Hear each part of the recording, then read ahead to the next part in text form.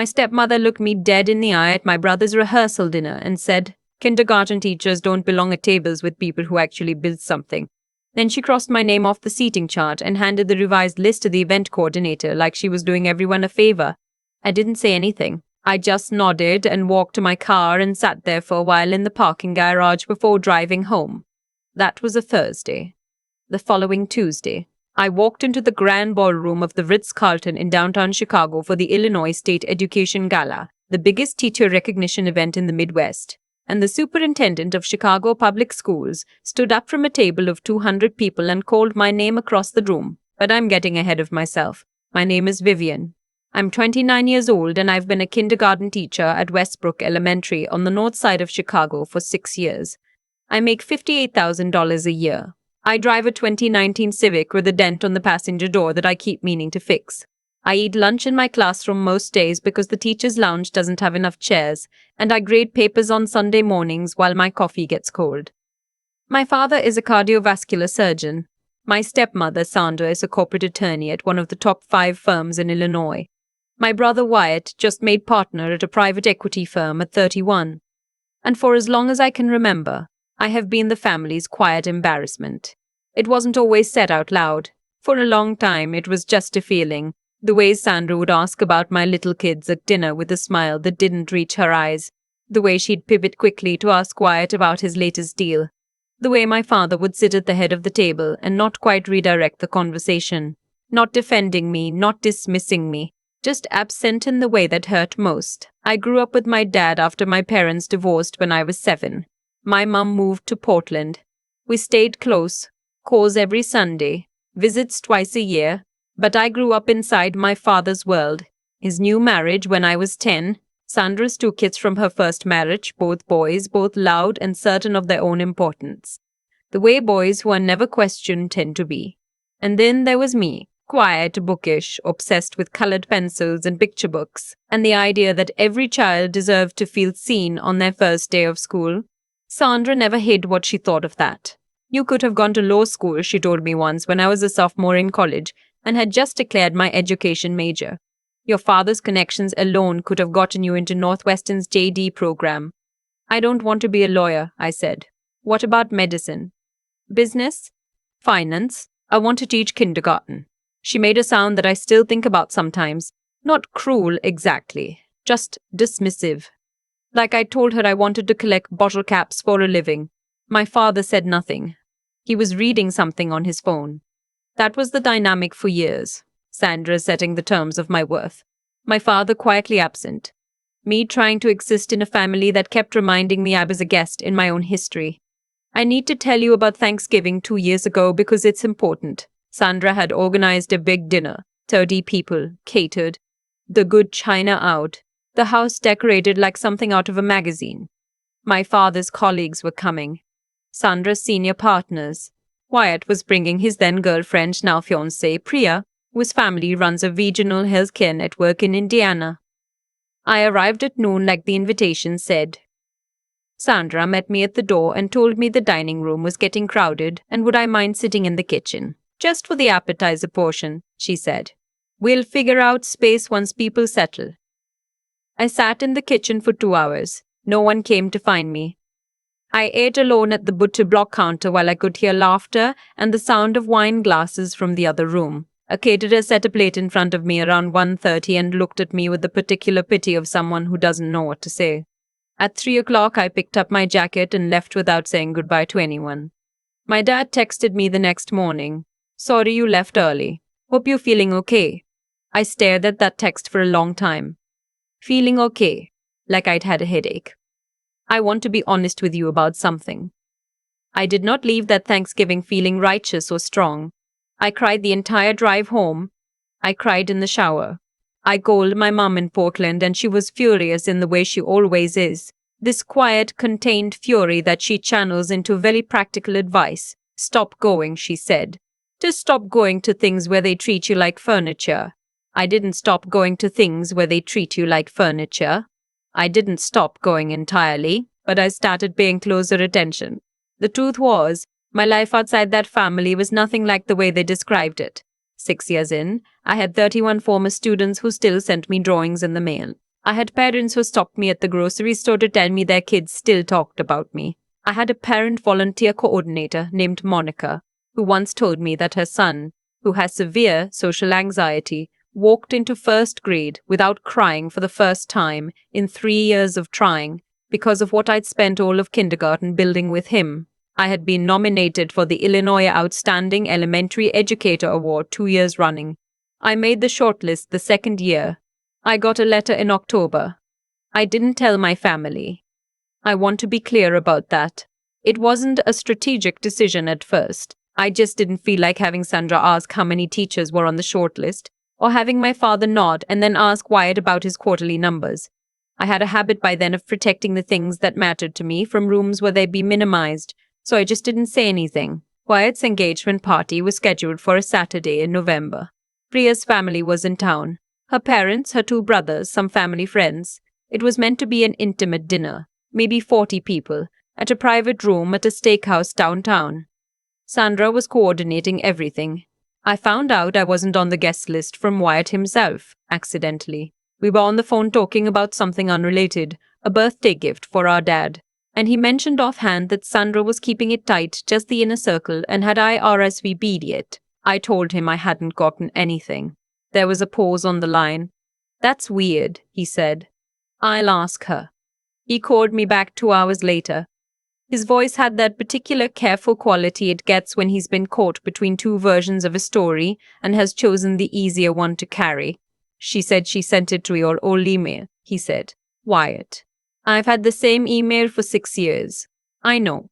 I'll add you to the list. Did she say anything else?" Another pause. "She said she wasn't sure you'd be comfortable with the crowd." There it was. Not my old email. My profession. My crowd compatibility. I wasn't comfortable for the crowd Sandra had assembled. A kindergarten teacher from the north side sitting across from Priya's family who owned hospitals. "I won't be there," I said. "Vivian, come on. Tell Priya congratulations. I mean that sincerely. I'll send something." He tried a few more times. I held my ground. The engagement party was that Saturday. I spent it grading a stack of sight word assessments and ordering Thai food and feeling something I hadn't felt in a long time. Not exactly peaceful, but clean. Like I'd finally stopped doing something that was hurting me. My phone stayed mostly quiet that night. One text from my dad. "Wish you were here." I put my phone face down and finished my pad CEU. Now I have to tell you about the gala, and I have to tell you about the gala, and I have to tell you about how I almost didn't go. The Illinois Outstanding Elementary Educator Award comes with a formal recognition ceremony at the Illinois State Education Gala each November. When I found out I'd actually won, not just the shortlist, the actual award, I got the call on a Wednesday afternoon while I was sitting in my car eating a granola bar between dismissal and a parent meeting.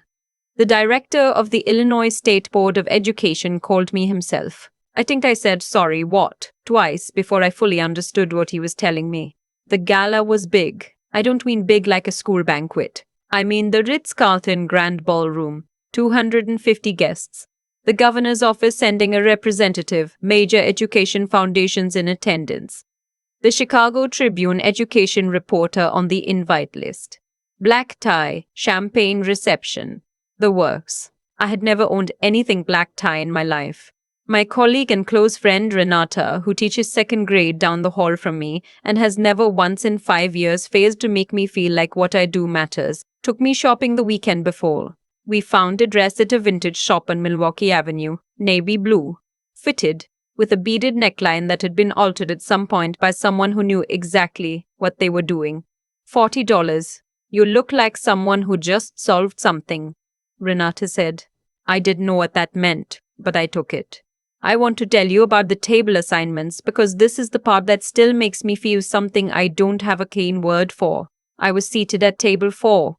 I didn't know anyone at my table until I looked up the gala program online the night before, and then I sat with the program open on my laptop for a long time just reading the names. Dr. Henry Aldrich, Superintendent of Chicago Public Schools. Margaret Yuen, Executive Director of the Pearson Education Foundation, which funds over 40% of the Taiklai schools in Illinois. and listed as a late addition to the table a name I recognized immediately, Dr. Robert Calloway, Chief of Cardiology at Northwestern Memorial Hospital, one of my father's oldest colleagues, the man who'd given a toast at my father's 60th birthday party 2 years ago. I almost texted my dad then. I picked up my phone twice. I put it back down both times. The gala was a Tuesday.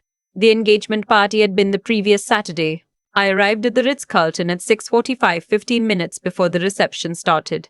The lobby was already full, teachers in formal wear, administrators, foundation people, a few politicians. I'm not someone who walks into rooms easily. I am the person who scans for exits and rehearses introductions in the car. But that night, in that dress, with my name on the program as an award recipient, I felt something different. Not bold exactly, but present. Like I had a right to be there that no one had given me and no one could take away. I found my table, introduced myself to Dr. Aldrich, who shook my hand with both of his and said he'd read my nomination materials and that the work I was doing with early literacy interventions was exactly what the state needed more of. Margaret Ewan told me her daughter had a teacher like me in kindergarten and that she thought about that woman constantly, 20 years later. Dr. Calloway arrived a few minutes after the reception started. He came to the table, scanned the name cards, and stopped when he saw mine.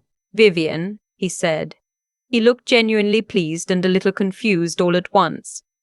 "Hi, Dr. Calloway. I didn't know you were in education. Your father never mentioned."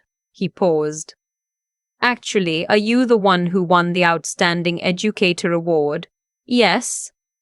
He looked at me for a moment. Then he smiled the way people do when they're recalibrating something. "He never mentioned it," he said again, but this time quieter, more to himself. We sat. The reception moved into dinner. I'm going to tell you what happened around the time the salads were being cleared, because this is the moment. A group came in slightly late. A party of 6 being escorted to a table near the back. I wasn't watching the door. I was listening to Margaret Yuan talk about a new reading program her foundation was piloting in Rockford. I only looked up because I heard a voice I knew. Sandra. She was in a black gown, her hair up, next to my father in his good suit.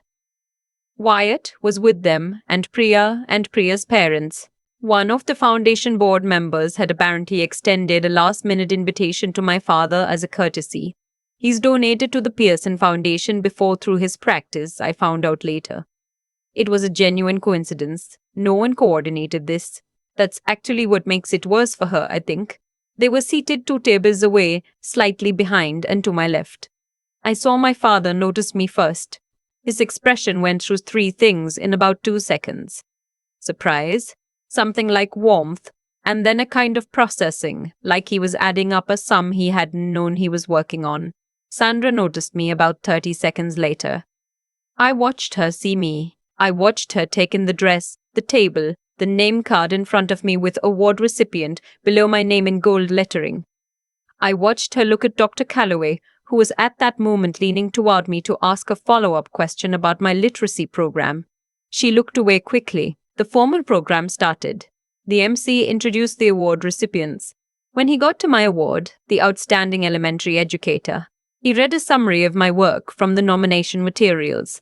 He talked about my literacy intervention program, which I'd built over 3 years and which had measurably improved kindergarten reading readiness scores at Westbrook by 22%. He talked about a letter from a parent whose daughter had a processing delay and had been written off before kindergarten. He said that I had, in his words, redefined what a kindergarten classroom could be. Then he said my name.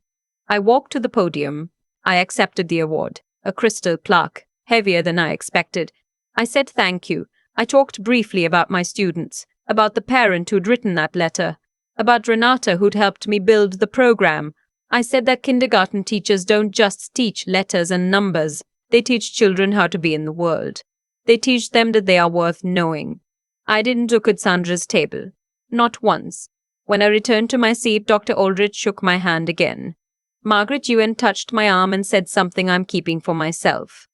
Dr. Mylarman said something I'm keeping for myself. Calloway stood up. He actually stood up and started applauding, and 2 other people at the table followed. I looked down at the plaque in my hands. The dinner continued.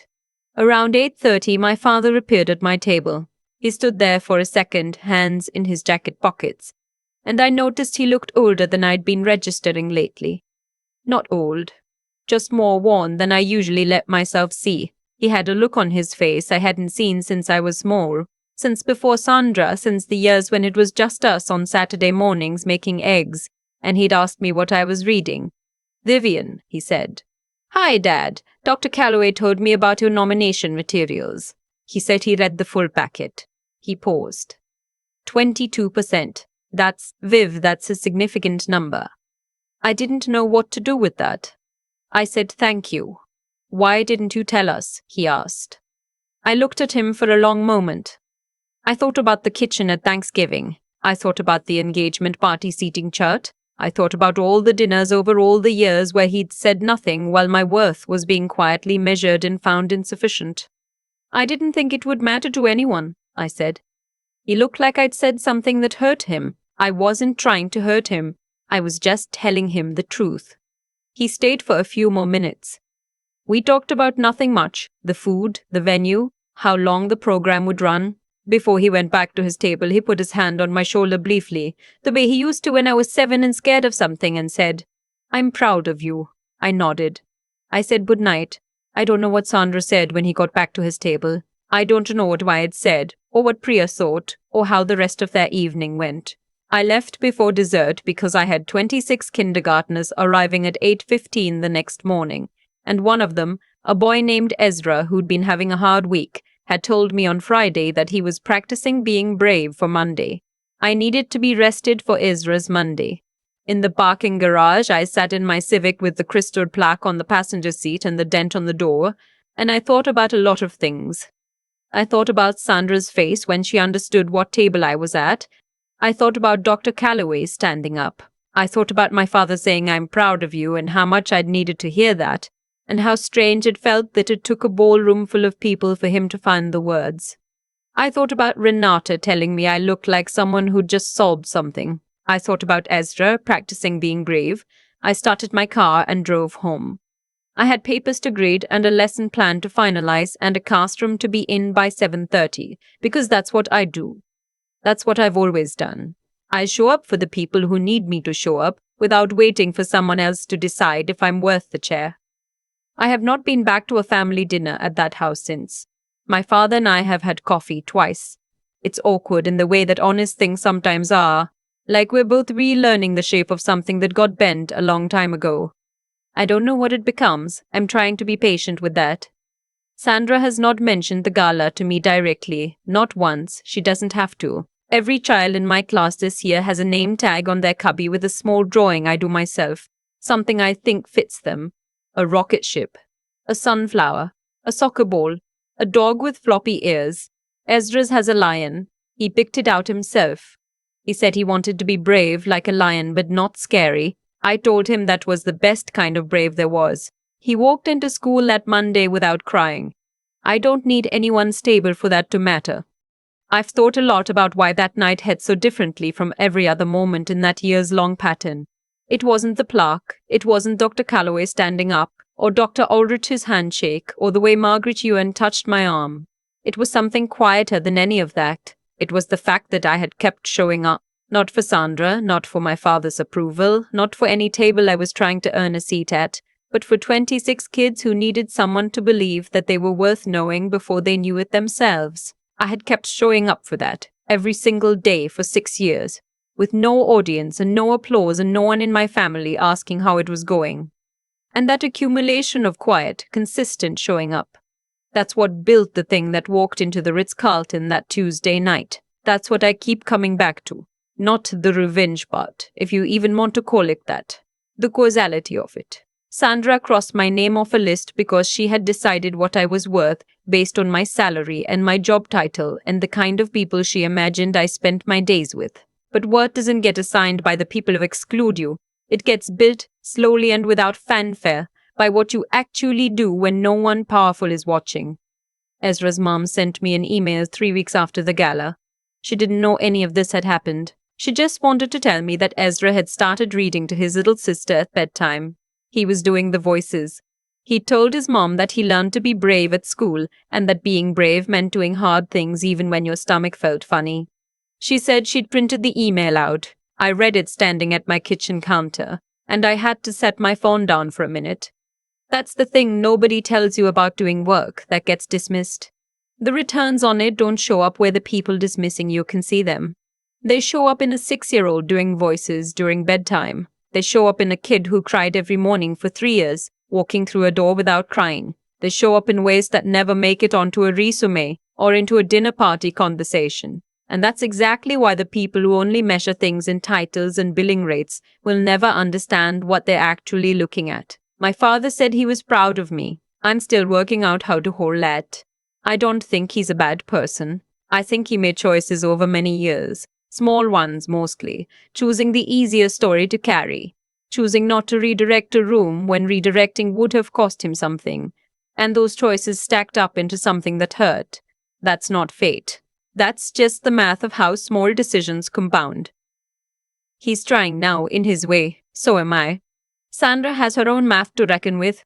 That's not mine to manage. What I know is this: integrity doesn't always announce itself. Sometimes it just keeps showing up to work.